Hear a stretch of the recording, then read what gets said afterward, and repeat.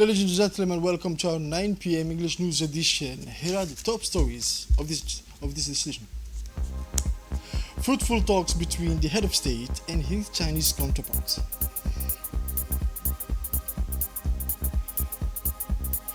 For the international news, for the national news still, start of the 2024-2025 school year.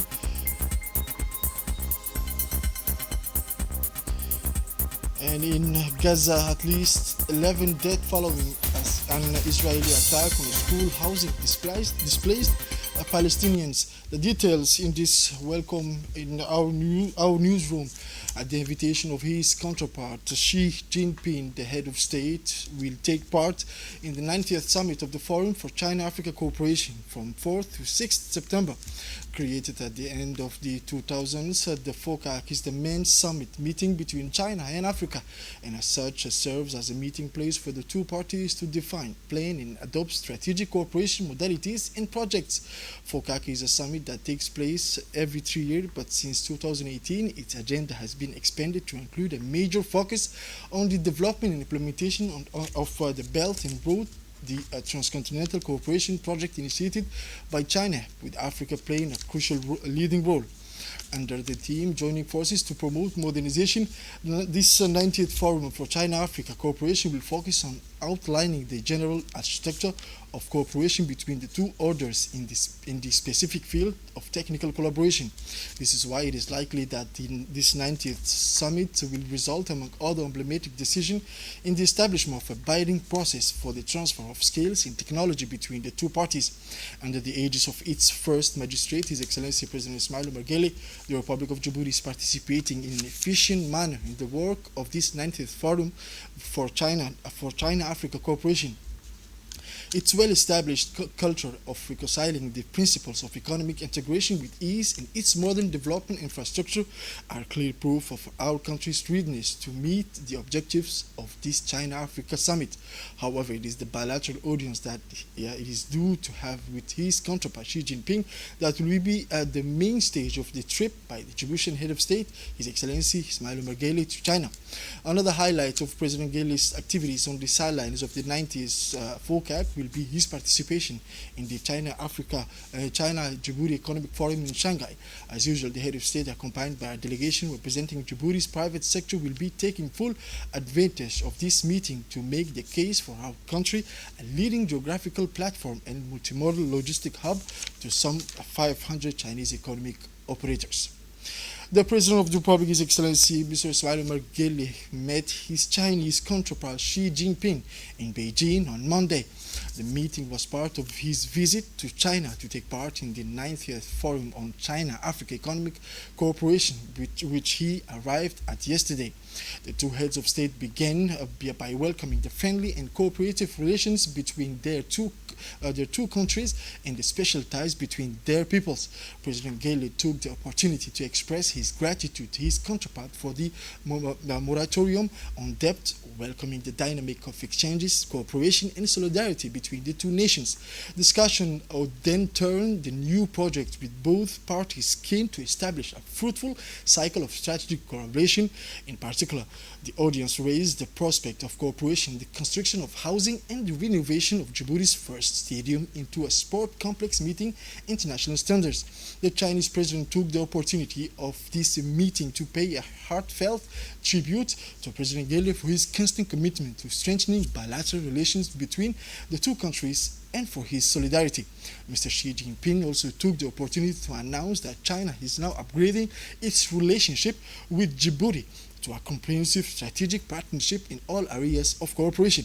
It should be pointed out that the notion of comprehensive strategic partnership that China is elevating its relationship with Djibouti today, at the end of the 45th anniversary of the establishment of bilateral relations between the two countries, constitutes the highest order in force in terms of China's cooperation with third country. Djibouti and China enjoy fruitful win-win partnership covering all sectors of sustainable development, education, health, the fight against thirst, logistics and transport. The creation of modern infrastructure and energy development are just some of the areas of exemplary cooperation between the two nations. The success of this collaboration is also underlined by the valuable support Djibouti is providing to China as part of the Transcontinental Road and Belt project. The meeting between the presidents of Djibouti and China was marked by mutual respect and equal consideration, with the aim of continuing and developing the friendly, supportive and cooperative relations between the two countries and peoples.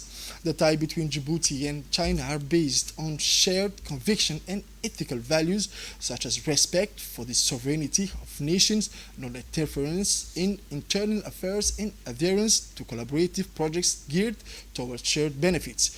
The Sino-Djiboutian relationship is recognized in the international diplomatic stage as a successful model of cooperation between countries in contrasting dimensions.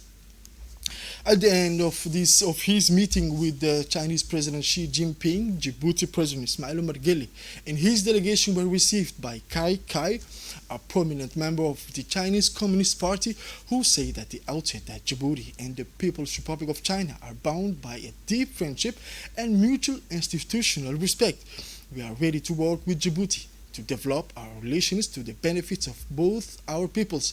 For his part, Djibouti's head of state said he was delighted to be reunited with his friends, with whom he was always developed a spirit of peace and mutual assistance as well as work and development. Following his meeting with Kai Kai at the Tai Palace, the head of state flew to Shanghai, where the Sino-Djibouti Investment Forum will be held.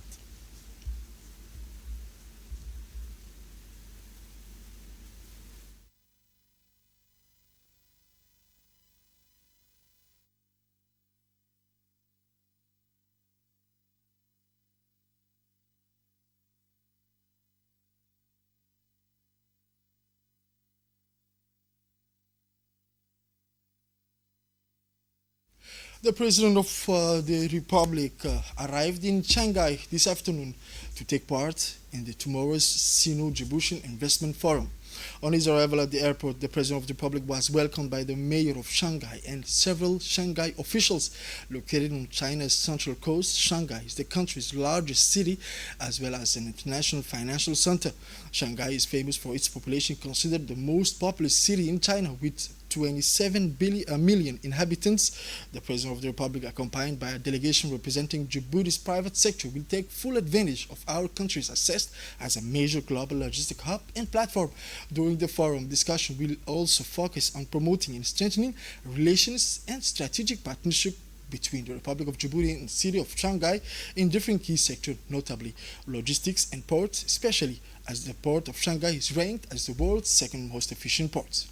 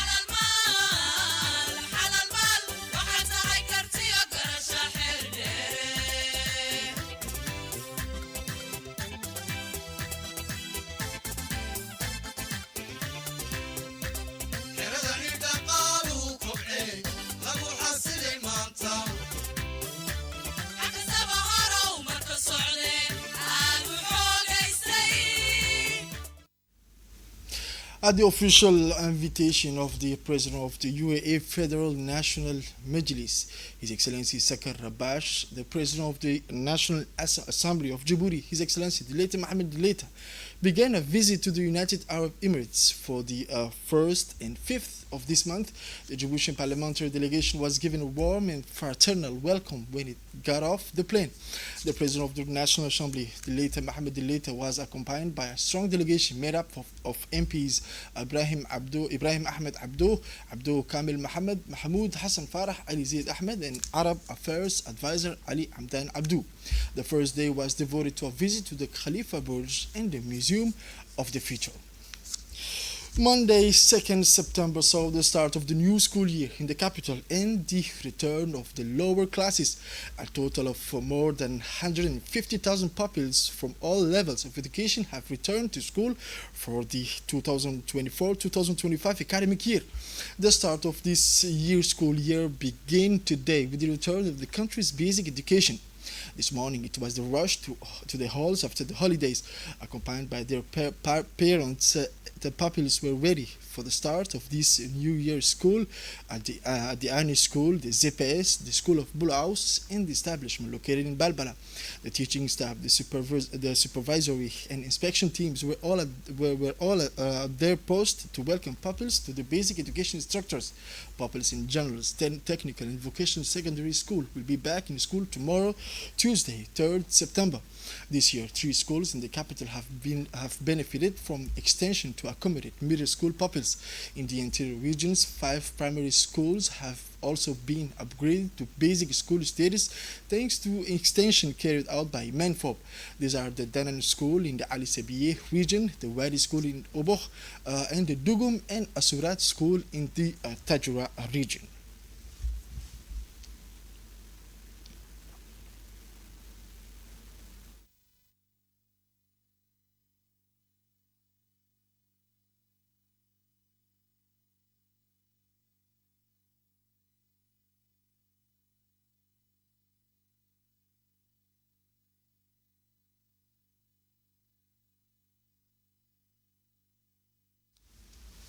And on this occasion, to ensure that the new school year was running smoothly and to closely assess the condition for resuming classes, the Minister of National Education and Vocational Training, His Excellency Mr. Mustafa Mohamed Mahmoud, accompanied by his close collaborators, toured several schools, as usual, in order to meet the growing demand for access to education and to guarantee optimum conditions for pupils' learning.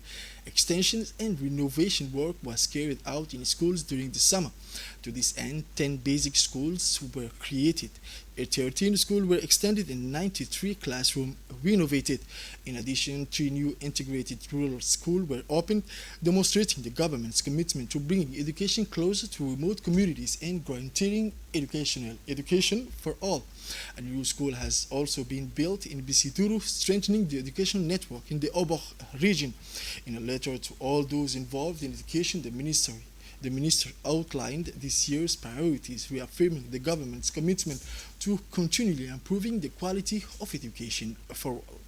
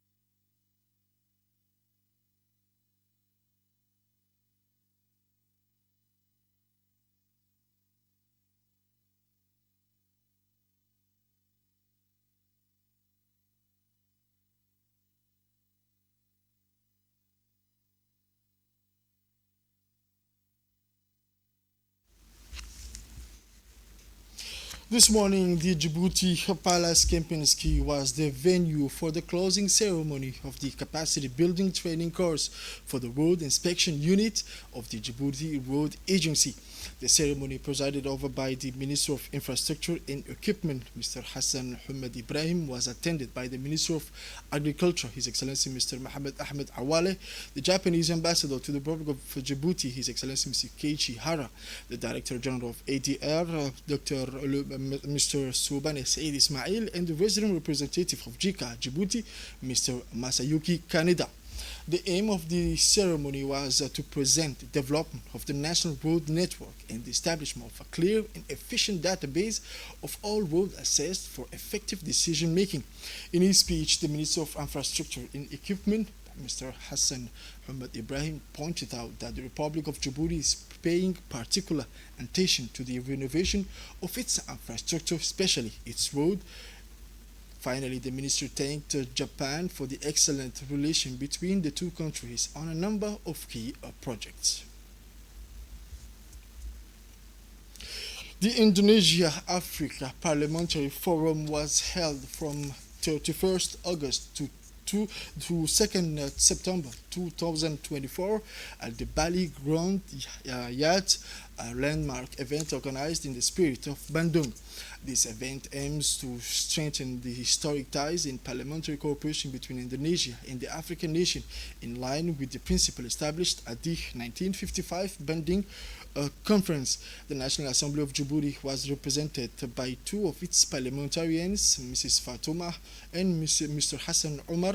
During the forum, Djibouti's parliamentary highlighted the Parliamentary Alliance for Food and Nutritional Security, which already exists within the National Assembly of Djibouti. This initiative demonstrated Djibouti's commitment to tackling the crucial issue of food security. They shared the success and challenges of this alliance with their African and Asian counterparts, while underlining the importance of parliamentary collaboration in developing effective and sustainable food and nutrition security policies. The forum brought together parliamentarians from various African and Asian countries to discuss key issues relating to inter-parliamentary cooperation, sustainable development, and peace and shared prosperity. From 26 to 30th August 2024, a delegation from Djibouti Coast Guard led by Colonel Wais Omar Bokore, commander of the Coast Guard, made a working visit to Tokyo, Japan. The main purpose of this visit was to inspect progress on the project to acquire two 35-meter patrol boats, the Saad Omar and the Muhammad Ali Kako, which will enhance the operational capabilities of Djibouti Coast Guard fleets. During this final mission, Colonel Ais Omar Baghari had the opportunity to carry out full-scale sea trials on board the two patrol boats in order to familiarize himself with their performance and check that they were in good condition in sea.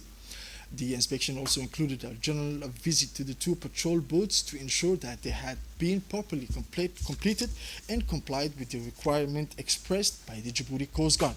The next major stage will take place in September when the crews will travel to Japan for training to familiarize them with the patrol boats they will be operating in the near future. The arrival of these two vessels, scheduled for November 2024, will mark a turning point in the scope of the Djibouti Coast Guard maritime surveillance missions, equipped with the latest technological advances and specially designed to meet the region's maritime safety and security needs. These vessels will considerably enhance the Coast Guard abilities to protect territorial waters and the Bab el-Mandeb Strait. This new fleet will enable the Djibouti Coast Guard to monitor maritime activities more effectively, combat threats such as piracy and illicit trafficking more effectively, and respond swiftly to emergencies at sea. As part of the preparation and response to the MPOX, the National Institute of Public Health, through the Ministry of Health, has carried out a field visit to Ali Sebiye region to assess preparedness and response at the land entry point, Galile, and to train staff at the regional hospital. The delegation is led by Dr. Hussein Yusuf Darar, General Director of the Djibouti Public Health Institute, accompanied by doctors, field epidemiologists, and management teams from the institute. The visit took place on Sunday, 1st September, with a meeting with the prefect of Ali Sebiye, Mrs. Saida Wabri Asoui, at the prefecture, in the presence of the president of Regional Council, Mr. Shamark Hassan Alale, the general manager of the regional hospital, Mohamed Miguel, the head of the Army Corps, Bias Lieutenant Colonel Roble Mohamed Abdullah, and the various chiefs of the regions constitute a body. No case of mpox have yet been detected in the country.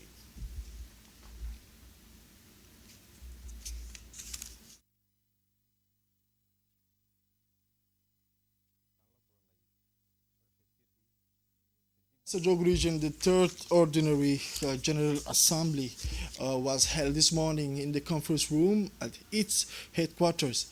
The meeting, which brought together all the local elected representatives, was chaired by the President of Regional Council, Shamark Hassan Alale.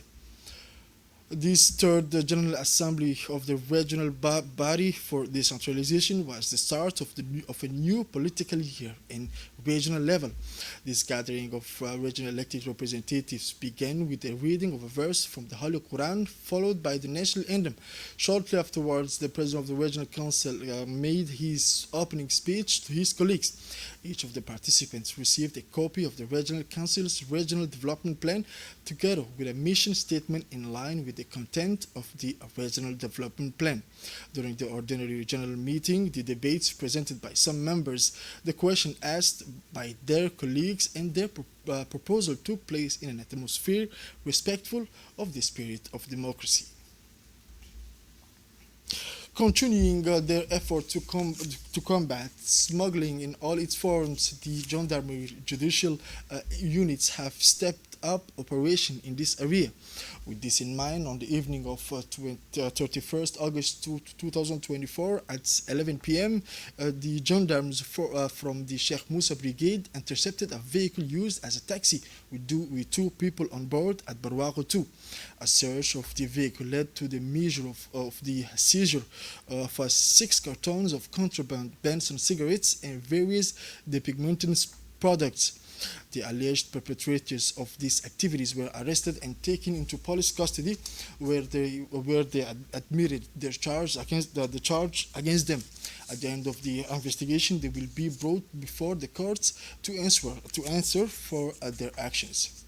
And for the international news, I mentioned in the titles of this news edition that at least 11 Palestinians were killed on Sunday in another Israeli airstrike targeting a school for displaced persons in Gaza City, according to medical sources.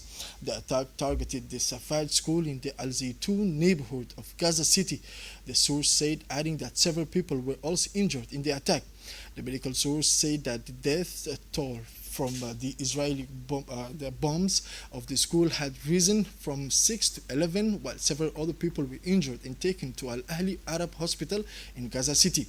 The blockade imposed in the Gaza Strip has led to severe shortage of food, drinking water, and medicines, and reduced much of the Palestinian enclave to rubble.